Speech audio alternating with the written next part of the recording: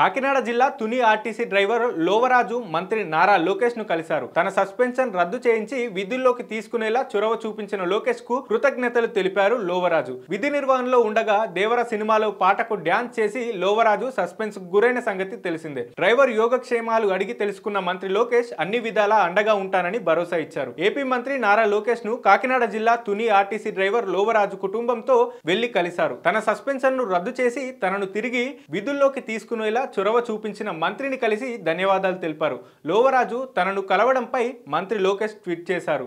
విధి నిర్వహణలో ఉండగా దేవర సినిమాలో పాటకు స్టెప్పులు వేసి సస్పెన్షన్ ను రద్దు చేయించి తిరిగి విధుల్లోకి తీసుకునేలా చొరవ చూపించినందుకు కుటుంబ సభ్యులతో సహా కలిసి కృతజ్ఞతలు తెలిపారన్నారు. కాకినాడ జిల్లా తుని ఆర్టీసీ డిపోలో లోవరాజు అవుట్ సోర్సింగ్ విధానంలో డ్రైవర్ గా పనిచేస్తున్నారు. అక్టోబర్ 24న బస్సు రౌతులపూడి నుంచి తుని డిపోకు వెళ్తుండగా మార్గ మధ్యమంలో కర్రలలో ట్రాక్టర్ అడ్డొచ్చింది.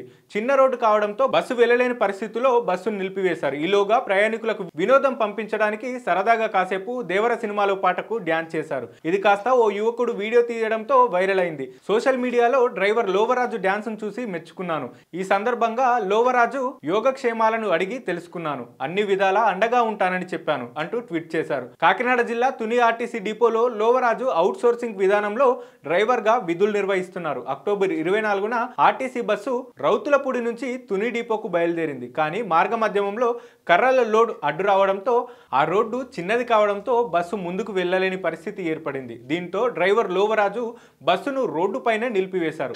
ఆ తర్వాత డ్రైవర్ లోవరాజు సరదాగా దేవర సినిమాలో పాటకు డ్యాన్స్ వేశారు.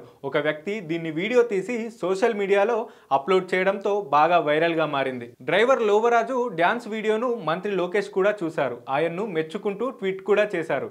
ఈలోపే నిబంధనలు ఉల్లంఘించారనే కారణంతో అధికారులు ఆయన్ని సస్పెండ్ చేసిన సంగతి తెలిసిందే. ఈ విషయం మంత్రి లోకేష్ కు తెలియడంతో సస్పెన్షన్ కు ఉత్తర్వులు రద్దు చేయిస్తానని ట్వీట్ చేశారు. ఆ సమయంలో లోకేష్ అమెరికాలో ఉండగా తాను రాష్ట్రానికి తిరిగి వచ్చిన తర్వాత వ్యక్తిగతంగా కలుస్తానని లోవరాజుకు హామీ ఇచ్చారు. ఇప్పుడు ఇచ్చిన మాట ప్రకారం లోవరాజు కుటుంబ సభ్యుల్ని మంత్రి కలిశారు. మంత్రి లోకేష్ లోవరాజు యోగక్షేమాలను అడిగి అన్ని విధాలుగా అండగా ఉంటానని చెప్పారు.